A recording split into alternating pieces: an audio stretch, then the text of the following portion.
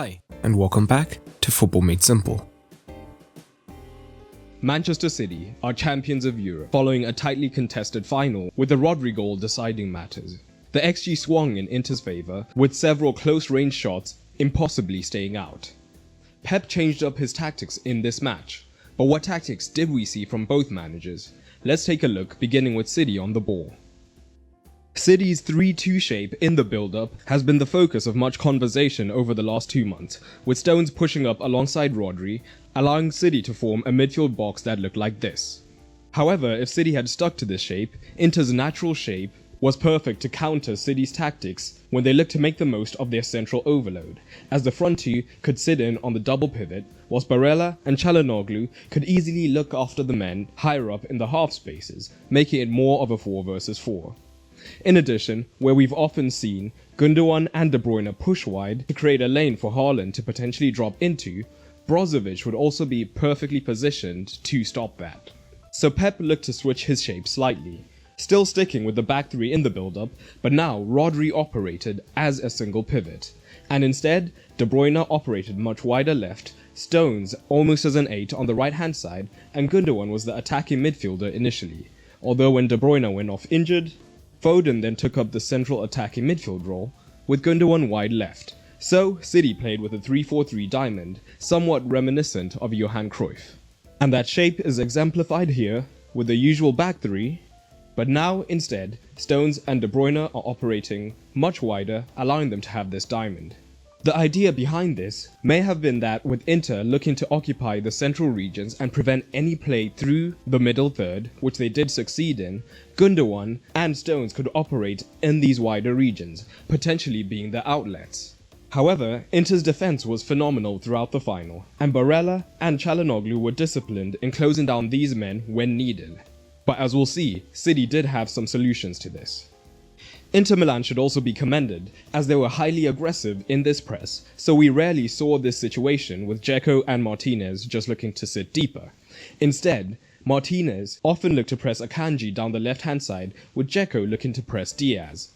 But in order to continue this man-to-man press, Barella, who is a dynamo, was tasked with shifting up and down the pitch, and as soon as Ake would receive, he would look to apply the pressure, so that the City centre-backs never had time to get their heads up, and were playing to Inter's pressing tempo rather than putting their foot on the ball to draw the presses.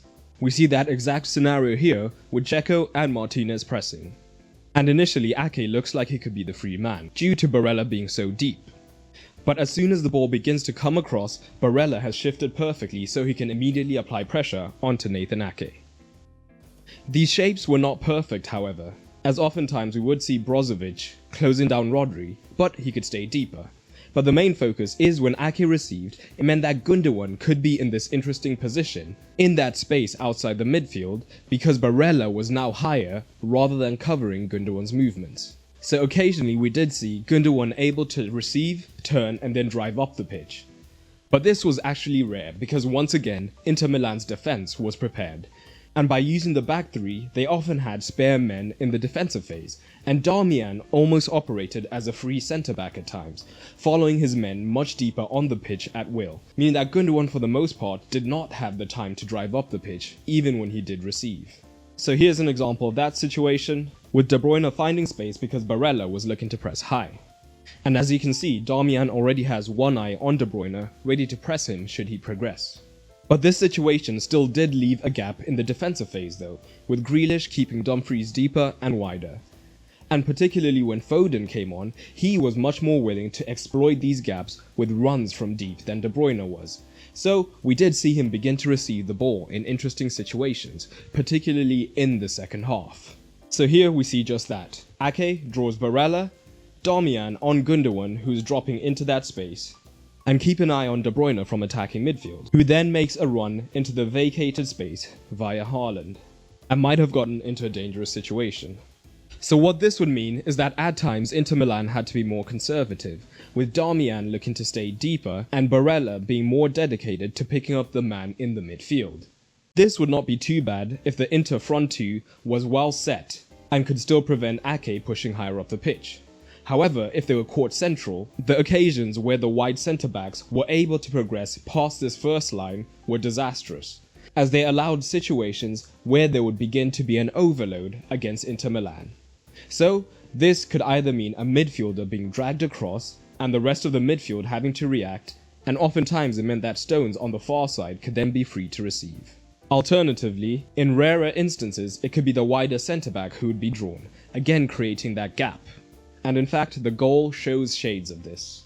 So the play breaks down, and is one of the rare instances Inter don't have the chance to get into a set shape, so Akanji can easily progress outside the front two.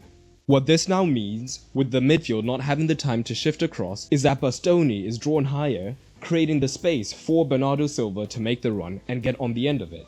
The midfield then has to cover the runners, creating space here that Rodri takes advantage of. But I believe there may have been a secondary reason that Pep went with this shape. Usually against teams that play with a back four, City have the 5 versus 4 advantage by pushing men up into the half space like this. However, Inter also play with a back 5, so this would only have led to a man-to-man situation. But now, by switching to this modified shape, with Stones pushing up on the outside, there was the opportunity to actually create 6 versus 5 situations, if they were able to play the ball quickly. And this would mean there would be the opportunity for potential 2v1 situations against a wingback, or at least more controlled 1v1s, with runners making progress through the half space. So here you see that front 3, and the 3 just in behind them. As discussed, Darmian tends to follow his man deep, meaning the shape is generally much narrower, and this means that there's a potential for a 2 versus 1 on the far side. But for the most part throughout the 90, Inter's defensive shape was borderline perfect, meaning that City were barely able to create a chance. And Inter weren't just about defending, and even in the offensive phase looked dangerous. In the build-up phase, the presence of Dzeko and then Lukaku meant that the longer ball was always an option. However, Onana was key in the build-up, meaning that Inter Milan tended to play out short. And City reverted to a pressing shape they've used often, especially in the Champions League. Barella tended to push right up into the front line, almost as an extra attacker, meaning that Brozovic and Çalhanoğlu were the front two. These men were picked up by the City front two, with Foden/De Bruyne pushing up alongside Haaland, and Grealish and Bernardo were the wider men. However, they did not tend to stay wide, and instead, when the ball was live, looked to come from out to in to press their man and prevent progression. And this could be effective at times if they managed to press aggressively enough to cut off that initial passing lane over them. So here we see that City shape in a more open play situation, but the principles are the same, as Bernardo and Grealish have the onus of pressing the wider centre-backs, whilst De Bruyne and Haaland pick up the pivots, because Barella is so high. And here Bernardo presses aggressively enough that Bastoni can't change his body orientation to find the pass over him. However, Onana's distribution is excellent, which meant that time and again, they were able to find the wing-back over the winger, and lead into a lot of danger. And Inter immediately identified this weakness and looked to make the most of it. Often, not just keeping Dumfries wide, but also looking to shift Barella into a wider position so that they could have a 2 versus 1 against Ake, which could look dangerous. We see it again here, the City front 4, and now Ake is isolated 2 versus 1 against Barella and Dumfries if the ball comes across. Again, even in open play, this system was consistently causing problems for Manchester City because of the positioning of these aggressive wingers on the wider centre-backs, as often Inter would build one side, which would force Manchester City to shift across in order to compensate. And with the far side winger, Bernardo in this case, having been aggressive on his centre-back, there was always the opportunity for the switch into the wing-back on the far side, which occurred on more than one occasion. Or on the right-hand side, where they didn't have the presence of Barella, Martinez would often look to drop deep, creating the room for Dzeko to then look to make inroads down the outside. However, Inter did have their chances, but just couldn't make them count. Overall, the Manchester City project is complete, and City have written their name in the history books, and stick around for a tactical analysis of their entire season coming in the next video. For the manager tactical scores, both were excellent, countering each other well, meaning both managers earn an 8, but drop your ratings down below. I hope you enjoyed this video, and if you did, you might enjoy the content available on my Patreon. Not only does Patreon help to support the continued production of content, as I am a one-man team, but it also gives you early access to videos that will come on the channel. You'll also get exclusive videos, get to vote on polls, and so much more. And it's cheaper than ever, no longer having a tier system, so everyone on the Patreon gets access to all the content. So head over to patreon.com/footballmadesimple to check it out. And a lot of you have been asking what software I use for my analysis, and it's called Once Video Analyzer Pro. And it's already pretty affordable, but I've teamed up with them to give any of you who want to try it a further 10% off by using the code FMS10. So visit their website through the link in the description below if you're interested.